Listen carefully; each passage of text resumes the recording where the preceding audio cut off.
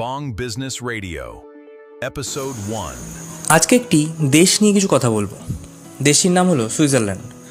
তোমরা সকলেই জানো সুইজারল্যান্ড কতটা উন্নত দেশ এখন, কিন্তু বললে বিশ্বাস করা মুশকিল।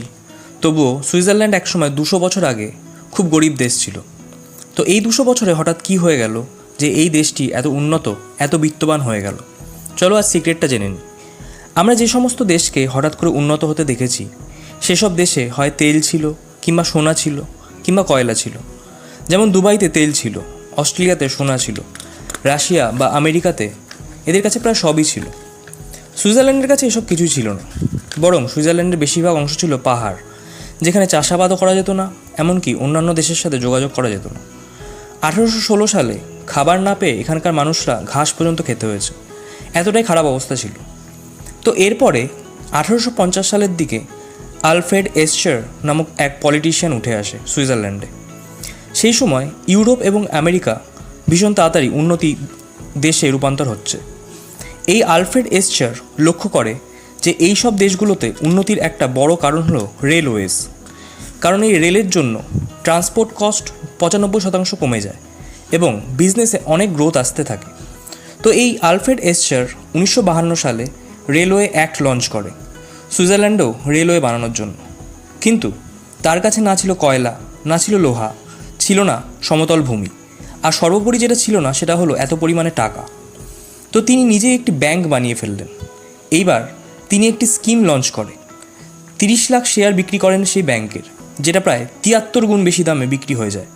তো এইভাবে টাকা তো চলে এলো আলফ্রেডের কাছে, কিন্তু শুধু টাকা দিয়েই কি রেলওয়েজ বানানো যায়? না, একদমই নয়। সেই সময় সুইজারল্যান্ডে কোনো ইঞ্জিনিয়ারিং কলেজ পর্যন্ত ছিল না। তো আলফ্রেড এসচার ভেবেচিন্তে আরও একটি স্কিম বের করলো। তো সেই সময় ইউরোপের বেশ কয়েকটি দেশে আন্দোলন হচ্ছিল বাক স্বাধীনতা, মিডিয়ার স্বাধীনতা এবং আরও কিছু দাবি নিয়ে। তো আলফ্রেড সুইজারল্যান্ডের সংবিধানে গ্যারান্টি সহকারে বাক স্বাধীনতা, প্রেসের স্বাধীনতা এবং অন্যান্য সব দাবিগুলো পাওয়া যাবে, এই কাজটি করার ফলে সুইজারল্যান্ডে হঠাৎ করে খুব নিরাপদ একটি দেশ হিসাবে চিহ্নিত হতে লাগলো। তো এইবার ইউরোপের অন্যান্য দেশ ছেড়ে ট্যালেন্টেড লোকজন সুইজারল্যান্ডে আসতে লাগলো। জুরিক ইউনিভার্সিটি পপুলার হতে লাগলো দেশের বাইরেও। ভালো ভালো ট্যালেন্টেড প্রফেসররা সুইজারল্যান্ডে এসে থাকতে শুরু করলো। টাকার সমস্যা প্রথমেই মিটে গেছিলো, এবার ট্যালেন্টেড মানুষ না থাকার সমস্যাটাও মিটে গেল। রেলওয়েজ বানানো শুরু হয়ে গেল। আজ সব থেকে ডেন্সেস্ট রেলওয়ে হলো সুইজারল্যান্ডে। এবং সেই সময় জার্মানি অর্থাৎ এদের প্রতিবেশী দেশ ছিল ইন্ডাস্ট্রিয়াল হাব। অপরদিকে ইটালি ছিল অন্যান্য দেশের সাথে কানেক্ট করার একটি গেটওয়ে। কিন্তু সেটার মাঝেই সবথেকে বড় সমস্যা ছিল আল্পস পর্বতমালা। তো আলফ্রেড এসচার ঠিক করলো এরই মধ্যে দিয়ে টানেল বানাবে, এবং টানেল বানানোর জন্য এই দুটি দেশের থেকেই হেল্প নিল এসচার। এর ফলে হঠাৎ করে উন্নতি আরও বাড়তে লাগলো। তো সেই সময় মানুষের প্রাইভেসি একটা বড় ইস্যু ছিল। তার কাছে কত টাকা আছে সেটা কেউ জানতে না পারে, এরকম একটা ভাবনা ছিল। তো এই সময় সুইজারল্যান্ড একটি আইন পাশ করে দেয় যে ব্যাংকের কাস্টমার ডিটেলস কাউকে দেওয়া চলবে না।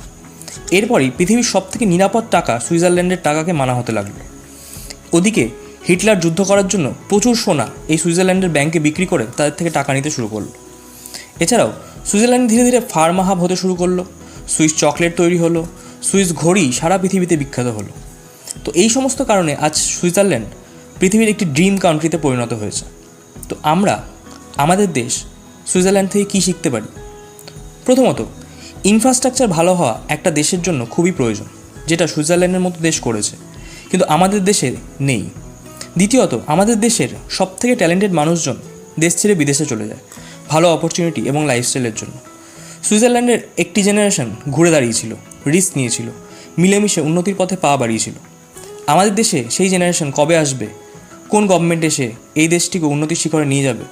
উত্তরটা তোমরা জানাও কমেন্ট বক্সে। আজকের মতো শেষ করছি, দেখা হবে পরের ভিডিওতে। সাবস্ক্রাইব করে রাখো। Thank you.